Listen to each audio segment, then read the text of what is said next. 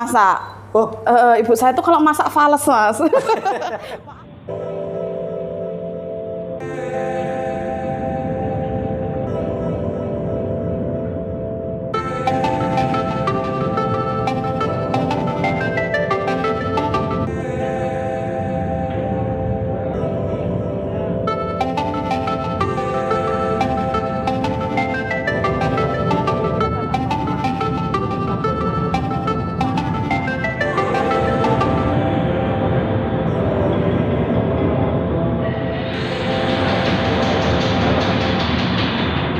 Assalamualaikum warahmatullahi wabarakatuh. Waalaikumsalam. Ketemu lagi dengan Buru Masak. Kemarin episode kemarin semua cocok nih. Kali ini spesial nih. Kemarin kan bicara tentang dunia chef. Ini juga ada dunia chef tapi dimensi yang lain. Mungkin dimensi lain bukan tanda kutip Dunia lain. Dunia lain. Tapi kemarin kan semua di hospitality ya. Kali ini di dunia apa nih? Pendidikan ya? Ya, dunia pendidikan yang akan ke dunia hospitality juga. Oke, kita perkenalkan nih dengan Ibu dan Ibu apa Mbak nih? Ses. Ada ibu-ibu. Ada ibu-ibu. Oke, perkenalkan dengan siapa nih? Saya Ani dari Sekolah Kuliner Budulia 2. Oke, siap. Mungkin Bu Ani bisa ceritakan sejarahnya Bu Ani bisa sampai ke dunia pendidikan khususnya di kuliner ya. Oke, mungkin ceritakan Bu Ani. Terima kasih. Jadi dunia kuliner ini memang nggak begitu jauh dari kehidupan saya karena saya sekolahnya memang kuliner ya. Jadi saya S1 dulu di Tata Boga UNY, kemudian S1 berarti. S1 Tata Boga, kemudian saya ngajar sebagai guru STM. Wih, guru STM tapi Tata Boga ngajar di STM ya, itu maksudnya apa nih? STM tapi pengolahan hasil pertanian. Oh, STM pertanian. Ya, pertanian tapi teknologi hasil pertanian itu kan mengolah hasil pertanian. Nah, saya di situ setahun, kemudian membuka jurusan boga pada sekolah itu dan sudah running, saya pindah memulai di sini begitu. Mungkin dari awal cita-citanya emang dari dulu pengen di dunia kuliner apa enggak? Awal cerita dari kecil. Awal cerita dari kecil. Dari kecil ya tidak ada gambaran ya, Chef ya. Kalau saya dari kecil yang pertama suka makan. Suka makan. Ya, jelas.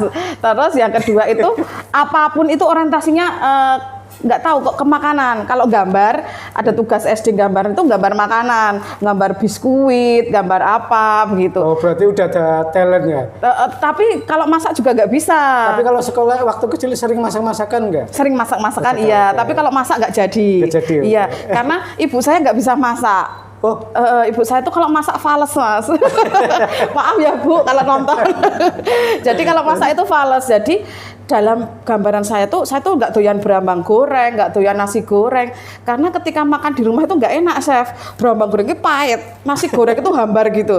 Nah, ketika teman-teman ditanya di sekolah, apa makanan kesukaanmu? Nasi goreng. Terus kalau di restoran, kita pernah piknik kan ke sekolah itu pada beli nasi goreng. Saya mikir kenapa beli nasi goreng kok dibeli gitu, karena menurut saya nasi goreng kan nggak enak. Ternyata saya ikut ngicipi, kok enak. Ternyata mungkin nasi goreng di rumah saya itu memang nggak ada tadi penyedapnya, karena bapak saya diet nggak makan garam dan penyedap begitu. Jadi memang rasanya di bawah rasa di luar gitu. Nah terus ya saya cukup maklum akhirnya memang makanan saya perkembangan saya setelah tahu karena memang ada diet tadi jadi memang beda dengan makanan di luar. Nah akhirnya sering makan di luar gitu, jajan kelas rendahan lah gitu. Terus SMA itu mau kuliah jurusan apa bingung, saya kan dari IPA terus suka kan kayaknya meneliti sesuatu, menemukan sesuatu begitu. Terus kalau saya paham, saya nggak begitu pinter juga nek masuk IPA di universitas yang bagus kan kayaknya juga nggak diterima gitu kan. Terus saya tuh bingung akhirnya boleh saya, yang mirip-mirip itu nge-lab itu boga gitu. Ya saya akhirnya masuk ke dunia ini, masuk jurusan boga itu di UNY itu.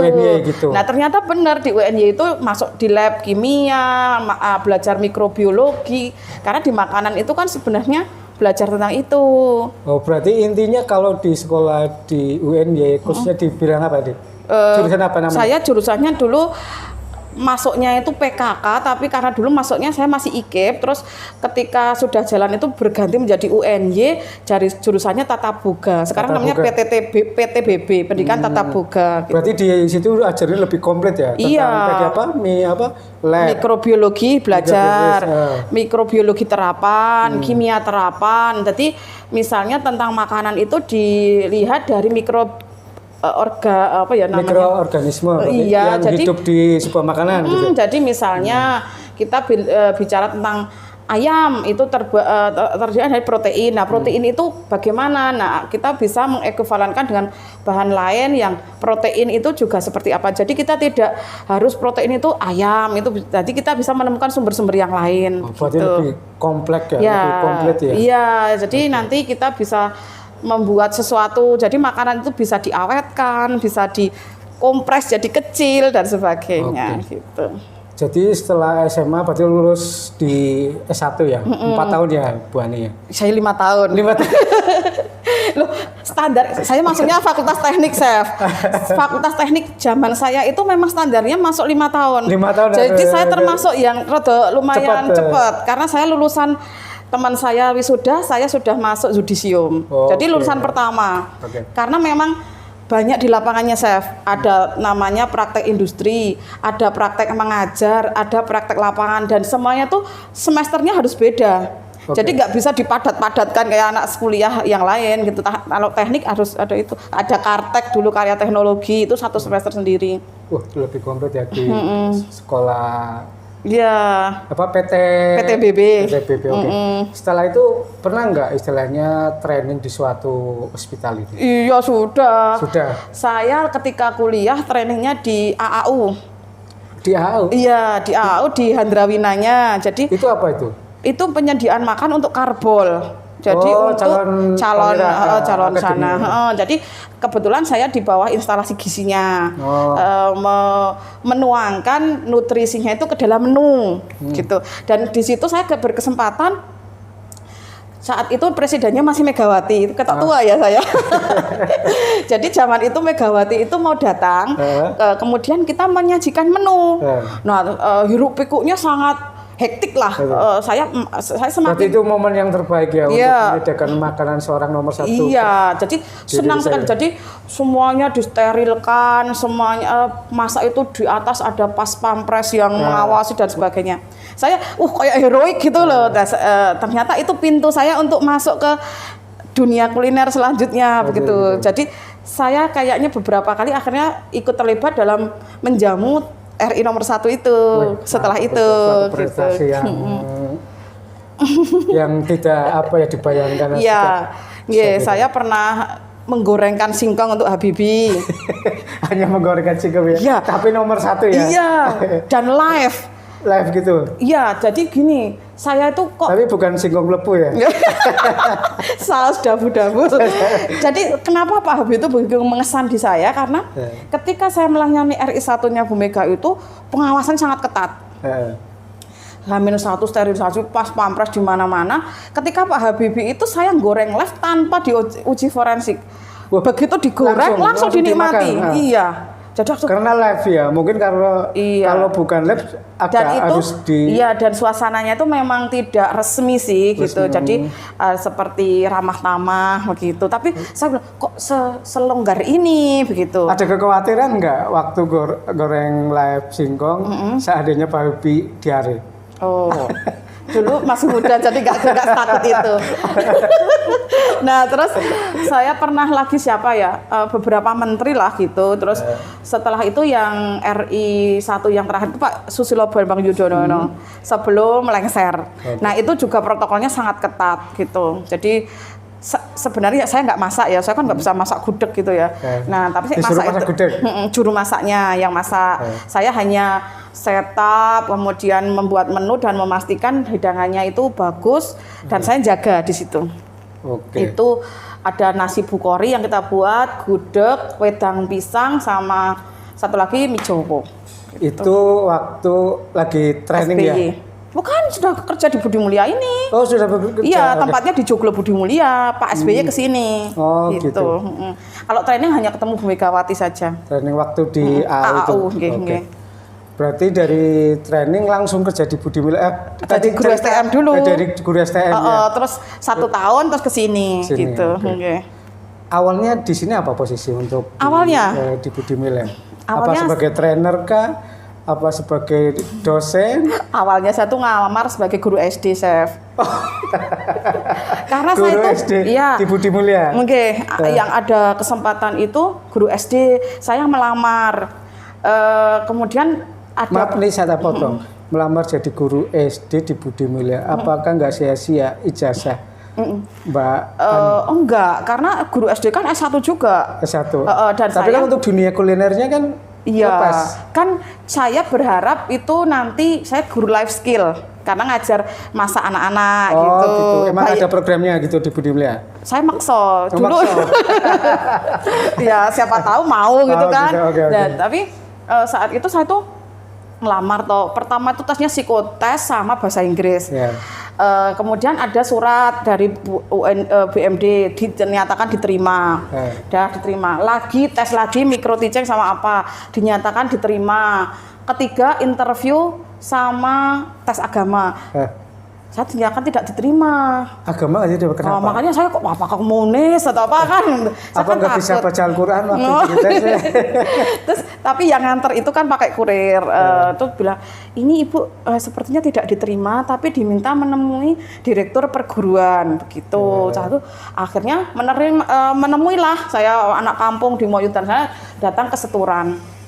Nah terus saya ketemu ternyata saya itu tidak diterima jadi guru SD di Sedayu tetapi diterima di LPK-nya zaman gitu.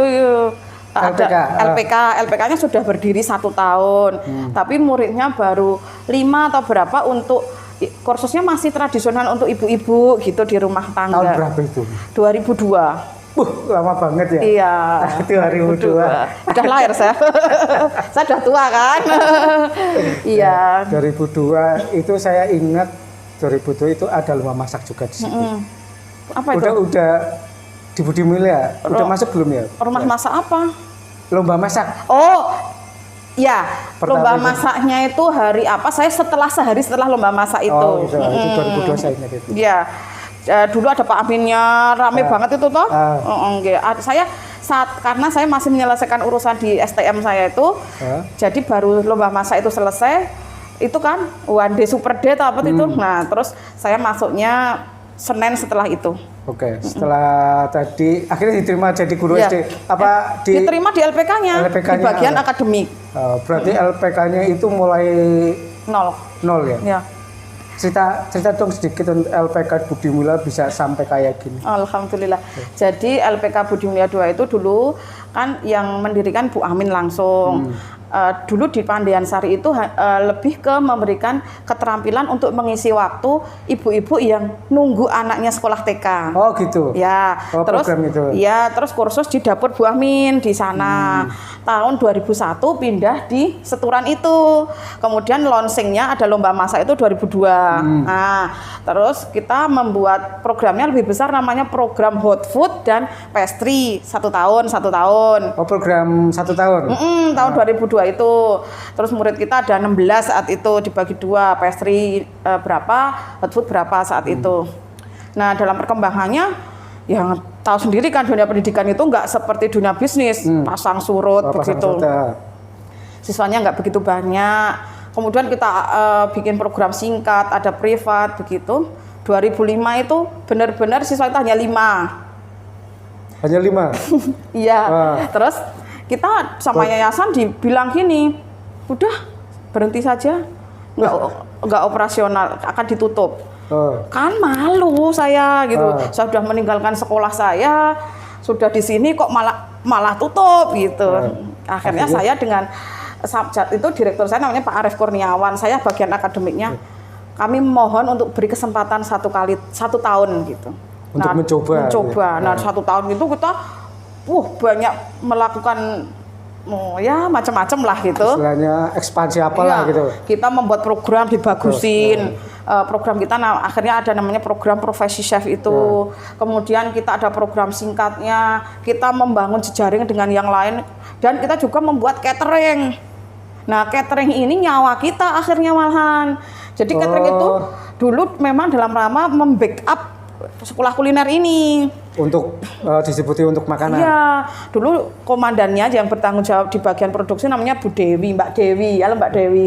Nah, Mbak Dewi itu memasak untuk siswa. Nah, memasak itu hanya satu kelas isinya 20 orang. Itu pun kita mengajukan ke sekolah SD itu memohon ibaratnya beri kesempatan kami untuk menyajikan menu untuk kelas ibu. Nanti kalau sesuai dilanjutkan, kalau enggak gitu.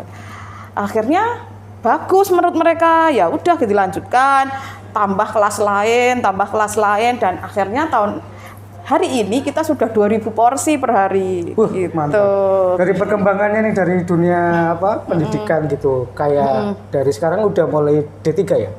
Belum kalau D3. Baru D1 ya? Jadi kita itu tetap kursus, Chef. Kursus tapi programnya selama 1 tahun. Insya Allah tahun depan kita sudah berizin diplomanya. Diplomanya yang kita buka baru D1 dan D2 insya Allah itu ya. Mudah-mudahan ini sudah dalam proses. Kebetulan kami termasuk yang digandeng dari Kemendikbud untuk dijadikan didekati lah ibaratnya. Beberapa kali saya sudah diundang untuk tentang pembahasan Perdirjen tentang kursus yang akan dijadikan diploma begitu. Sekarang posisinya Bu Ani di Budi Milih apa nih? Saya manajer sekolah kuliner ini. Oh, manajer sekolah kuliner. Sangat fantastis. Wes fantastis. So, ini pertanyaan. Bisa masak enggak sih? Oh, bisa sekarang. saya tuh masak bisa tapi pastry. Pastry. Lodeh saya nggak bisa. Jadi ketika tadi ya balik lagi ke zaman kuliah, Chef. Saya tuh ketika masuk kuliah itu sebenarnya tidak direstui orang tua saya. Jadi ketika orang tua saya tanya, habis itu dulu jam dulu namanya UMPTN ya. Tadi masukkan jurusannya apa gitu. Boga gitu. Wah, orang tua saya murka, Chef. Jurusan koyo ngono, gini. Akhirnya ya udahlah, sudah kebacot. Ketika diterima, orang lain kan syukuran ya, UMPTN. Bapak saya tuh bilang, ya nek ra ketompo bangetan lah ngono gitu. Dikiranya jurusan itu tuh masih tidak menjanjikan. Nah, terus karena bapak saya tuh mindsetnya masih MIPA atau bahasa Inggris ilmu gitu. Pastilah. Yes. Terus akhirnya saya ya ingin membuktikan lah bahwa bisa lah hidup itu. Dosen saya itu benar-benar memberikan wacana bahwa selama manusia itu masih hidup, masih membutuhkan makan. Nah, di situ optimis saya tuh muncul gitu. Memang harus berjuang ya, Chef ya. Karena apa ya? Saya tidak punya role model orang sekeliling saya yang benar-benar bukan PNS, bukan yang jadi guru begitu. Nah, jadi ya kita benar-benar berjalan learning by doing ya, trial and error begitu.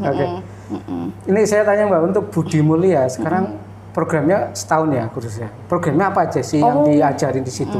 Program andalan kita program 1 tahun, Chef. Bisa promoin untuk teman-teman juru masak seandainya pengen sekolah di Budi Mulia. Kalau untuk juru masak ya sudah pintar-pintar.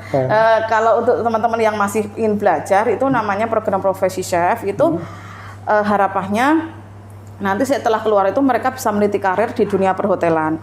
Belajarnya ya basic-basic chef, ada food product knowledge, food commodity, kemudian bahasa Inggris, kemudian etika kerja untuk teorinya ya. Kemudian ada setelah itu masuk praktek, ada bartender, food Indonesian food, Chinese food, limited Asia, continental, pastry, bakery, cake decoration, carving, kreasi menu dan sebagainya. Gitu. Untuk nominal nih kalau masuk di Budi Mulia berapa? Oh, sangat murah dan sangat terjangkau ya. Berapa nih untuk 1 tahun? 1 tahun biayanya kita masih 19.500. 19 juta. Sudah include semua kelengkapannya, baju chef, pisau, kemudian bahan selama praktek di sini, semuanya sudah termasuk gitu. Prosentasinya berapa persen untuk di sini? Prosentase praktek dan teori. Teori sekitar 30%, prakteknya mungkin lebih dari 70%-an. Terus nanti setelah itu magang di hotel. Di magang hotel berarti udah disalurkan ya dari sini apa? Si murid cari sendiri? Jadi begini, Chef, kami menghindari kata menyalurkan. Jadi begini, saya itu menghindari dari awal, saya kan punya konsultan, punya founder father kita, bahwa kita nggak boleh menipu. Ya, jangan sampai orang yang sedang ingin berkarir itu kita iming-iming sesuatu yang tidak pasti. Nah, kami memegang itu, jadi kami nggak pernah menyampaikan bahwa kami akan menyalurkan dan sebagainya. Karena kalau menyalurkan itu kami memberi jaminan. Jaminan, oke. Nah, padahal kami nggak punya hotel, kami nggak punya kapal pesiar, jadi kami tidak pernah menyampaikan bahwa kami akan menyalurkan, enggak, gitu. Jadi kami menyampaikannya adalah kami akan memberikan informasi, gitu. Jadi demikian juga ketika magang. Kami kan sudah 20 tahun berdiri, tentu saja sudah banyak hotel yang menjalin kemitraan dengan kita. Sudah tahu juga tentang ya sedikit banyak kualitas kita. Nah, maka dengan berbekal pengalaman itu biasanya hotel itu sudah menghubungi kami. Jadi untuk training gitu ya? Untuk training, untuk lowongan itu biasanya mereka menghubungi kita. Nah, nanti itu kita infokan ke anak didik kita, begitu. Untuk pengajar, apakah ada pengajar tetap, apakah dari luar gitu? Ya, jadi pengajarnya itu ada yang tetap, ada juga yang dari luar. Karena kita harus, jadi katanya dalam ilmu vokasi itu kan seseorang apa nih ilmu vokasi apa nih? Vokasi itu ilmu kejuruan. Kejuruan itu yang berbau dengan teknik atau keterampilan. Vokasi. Nah, vokasi. Nah, saya kan pernah sekolah tentang vokasi. Jadi bahwa orang itu akan menjadi kompeten itu bila dia akan dibiasakan dengan kebiasaan di dunia industrinya. Nah, kalau saya ngajari saya kan nanti bobok lah lama-lama ya. Jadi jadi kita memadukan itu, Chef. Kami mempunyai instruktur yang basicnya akademisi, tetapi nanti ketika praktek itu semua di backup, di tandem namanya. Jadi kelas itu mesti pengajarnya 2. Dari akademisi dan dari dunia usaha atau iduka, namanya iduka industri dan dunia kerja. Kenapa harus 2? Karena 1, guru itu atau yang mempunyai basic akademisi itu akan bisa mengelola kelas. Kelas lah. Gitu. Ya, kelas itu bagaimana dibuka, kemudian menyampaikan tujuannya, supaya tujuan dari pembelajaran itu sampai ke mereka itu harus dibuka sampai nanti ditutup dengan benar. Itu yang tahu orang yang mempunyai metodologi pembelajaran. Akademisi. Berarti intinya di teori ya? Betul, di mengelola kelasnya. Nah, kemudian yang kedua, secara praktisi kan mereka kurang. Maka kita menggandeng itu. Orang luar. Mereka kan mahir di bidang itu, tetapi mungkin di pengendalian kelasnya kurang. Di teorinya agak kurang. Iya, bukan teori tapi mengendalikan kelas juga, Chef. Jadi begini, kadang kan mereka itu tahu ilmunya tapi menyampaikan ke anak-anak. Nah, itu backup dari dalam, begitu, Chef, gitu.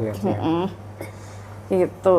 Selain itu program kita juga banyak lagi. Apa aja? Ada privat, ada program kerjasama, gitu. Jadi kalau program kerjasama itu nanti seseorang atau dari user itu datang ke kita, kebutuhannya apa, kita layani sesuai kebutuhan mereka.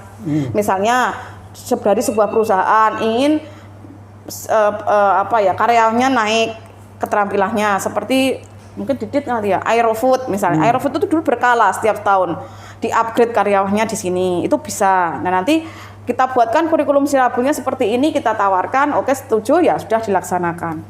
Kemudian kita juga bekerja sama dengan komunitas, misalnya desa Prima atau apa, dengan menggunakan APBD itu, atau kedinasan, dinas sosial, dinas pendidikan dan sebagainya. Bahkan kita juga melayani pelatihan di luar negeri. Jadi sudah ini tahun keempat, ini tahun ketiga atau 4 kita bekerja sama dengan KJRI Hong Kong untuk memberikan pelatihan untuk warga binaan mereka, yaitu yang di Hong Kong. Ya, buruh migran. Migran. Ya, jadi kita sudah 3 kali. Sebenarnya Februari kemarin itu sudah mau berangkat, tiket semua sudah dibeli, tetapi karena corona akhirnya nggak berani. Apa yang diajarin di KJRI Hong Kong? Sesuai dengan kebutuhan mereka. Jadi kalau yang terakhir itu kemarin kita temanya mereka ingin bisnis makanan. Nah, saya menyampaikan secara teori bisnis makanan itu kalau merintisnya bagaimana, apa yang harus disiapkan. Setelah itu praktek. Nah, prakteknya itu kemarin kita praktek membuat bakpia sama rice bowl gitu. Di sana. Tujuannya berarti untuk buruh migran itu untuk dijual. Dia untuk dijual apa gimana? Jadi tujuannya supaya satu meningkatkan skill mereka, kan mereka bekerja juga masak juga. Selain itu mereka untuk pulang, setelah pulang harapannya menjadi wirausaha, Pengusaha. ya gitu. Mereka kan punya duit banyak, biar mereka Kayak Bu punya. Ani bisa ke Lombok nih. Gitu. Oke, terima kasih Bu Ani, panjang lebar, sangat detail dari pembicaraan kali ini. Mungkin sukses Bu Ani. Amin, terima kasih. Sukses juga untuk Chef Andri. Oke, semoga kita bisa podcast lagi Oh, dengan senang hati. dengan program-program yang ada di Budi Malah. Mungkin bisa ditutup Bu Ani, seandainya pengen sekolah bisa dihubungin di mana gitu. Ya, nyebutnya apa kalau ini? Pemirsa? Pemirsa buruh masak, teman Oh buruh masak ya, ya. teman-teman buruh masak. Jadi jangan pernah merasa kecil dengan apa yang sudah dipilih ya. Jadi sekecil apapun kalau kita tekuni itu akan membawa kebaikan bagi kita gitu. Memasak kalau kita ketekuni seperti bukan saya sudah bagus ya enggak. Memasak pun akan membawa kita menjelajah dunia ya. Saya pernah ke beberapa negara karena memasak begitu. Berasal dari Kuali gitu. Oke, terima kasih dan kalau ingin belajar masak monggo ya. Oke, sudah mungkin tahu ya. disebutin nomor HP-nya di Budi Malah mana untuk seandainya teman-teman buruh masak ingin kuliner. Teman-teman bisa menghubungi, biasanya kan anak milenial bisa melihat ke Instagram kita ya. Instagram kita namanya apa itu? Budi Mulia 2 Culinary School, atau di Facebook kita Sekolah Kuliner Budi Mulia 2. Ada juga YouTube kita. YouTube kita kaya sekali dengan menu-menu resep gitu. Bisa dikunjungi atau bisa datang langsung di Jalan Raya Tajam kilometer 3. Oke, silakan teman-teman buruh masak seandainya pengen sekolah chef di Budi Mulia. Ya. Silakan hubungin. Sekolah tertua, sekolah masak tertua di Jogja. Oke, sukses selalu. Oke, sukses selalu, Bani.